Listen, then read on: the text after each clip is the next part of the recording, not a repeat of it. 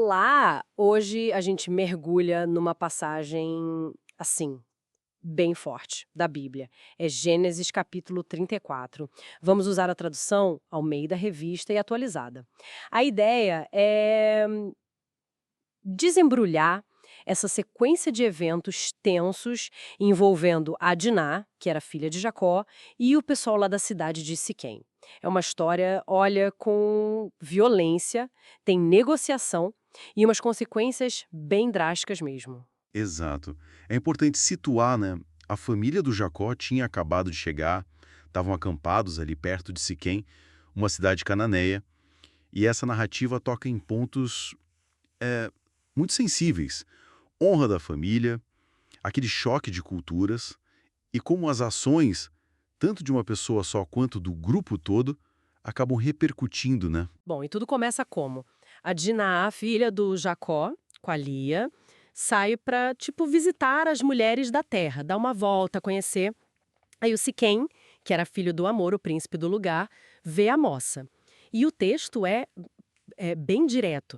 Ele a pega à força, humilha ela, mas logo em seguida, isso que eu acho que fica bem interessante, a Bíblia diz que a alma dele se apegou a Diná.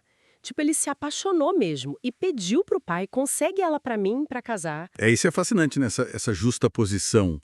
Primeiro a violência, o ato brutal, e logo depois esse afeto declarado, esse desejo de casamento formal. Complica muito a leitura da personagem dele, sabe? E a reação da família.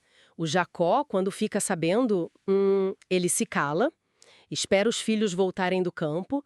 Já os irmãos da Diná, nossa, quando eles ouvem, ficam furiosos, indignados, consideram aquilo um desatino em Israel, uma coisa gravíssima. Essa expressão desatino em Israel é forte, né? O que exatamente isso quer dizer nesse contexto? É pisadíssima. Não é só um erro pessoal, sabe?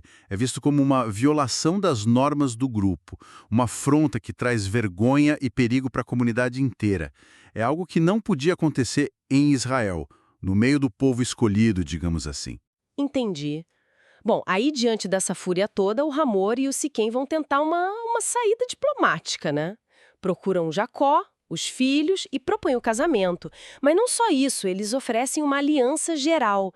Podem casar entre si, morar juntos, fazer comércio. E o Siquém ainda diz que paga o dote que pedirem, presentes, qualquer coisa. Parece até generoso, né? Uma forma de tentar reparar o erro. Parecia, mas a resposta dos filhos de Jacó. Aí tem uma virada. O texto faz questão de dizer que eles responderam com dolo, com engano. Eles estavam ardilosos por causa da desonra da irmã. Então eles dizem que sim, aceitam a aliança, o casamento, mas tem uma condição. Todos os homens da cidade de Siquém precisam ser circuncidados como eles. A desculpa pública, seria uma ignomínia, uma vergonha dar a irmã para um homem que não fosse circuncidado. E a Hamor e Siquém aceitam, assim, na hora. O texto até comenta que o Siquém foi rápido porque amava Diná e também porque ele era respeitado na casa do pai. Eles vão lá, convencem os outros homens da cidade, falando dos benefícios, né? Que iam se unir a um povo próspero, ia ser bom para todo mundo. E não é que todo mundo topa. Todos os homens da cidade se circuncidam. Mas isso na verdade, foi uma sentença, né? Exatamente, era a armadilha. Porque no terceiro dia após a circuncisão, que é quando a dor é maior, os homens estão mais vulneráveis, debilitados. Aí, dois irmãos da Diná, o Simeão e o Levi, pegam suas espadas, entram na cidade que devia estar desprevenida e matam todos os homens. Todos, incluindo o Hamor e o Siquém. Resgatam a Diná da casa do Siquém, e não para por aí. Os outros filhos de Jacó chegam em seguida e saqueiam a cidade inteira. Levam os bens, os rebanhos e levam também as mulheres e as crianças como cativos. É a execução de uma vingança, muito bem planejada, coletiva e, assim, de uma brutalidade chocante. E o capítulo termina com o Jacó chamando a atenção do Simeão e do Levi. Certo. Mas a crítica dele é curiosa. Ele não fala da matança em si, da moralidade daquilo. Ele repreende pelo perigo que isso trouxe para ele e para a família toda. Diz: vocês me puseram em apuros, me fizeram odiado pelos povos daqui. Ele tem medo de ser atacado e destruído porque eles eram poucos, né? Como é que os filhos respondem a essa preocupação tão prática?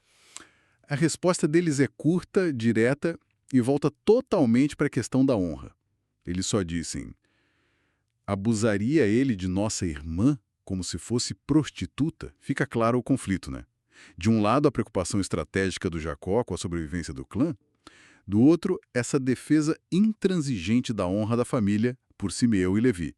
Custe o que custar. Para eles, a vingança era a única resposta possível. Violência sexual.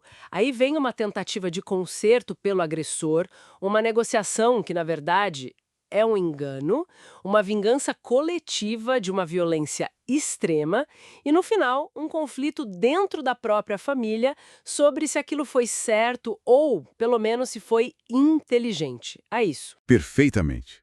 É uma narrativa perturbadora, muito complexa moralmente. Não tem resposta fácil de certo e errado aqui. O texto apresenta os fatos e as consequências de uma forma bem crua, sabe? Fica então essa reflexão, né? A história mostra várias formas de lidar com uma ofensa gravíssima. A tentativa de reparação do Siquém, a negociação do amor, o engano e a violência brutal dos filhos, a preocupação mais estratégica do Jacó. O que será que essa narrativa tão antiga nos diz sobre esses limites, às vezes tão confusos, entre justiça, honra e vingança nas relações humanas? É algo para a gente pensar, né?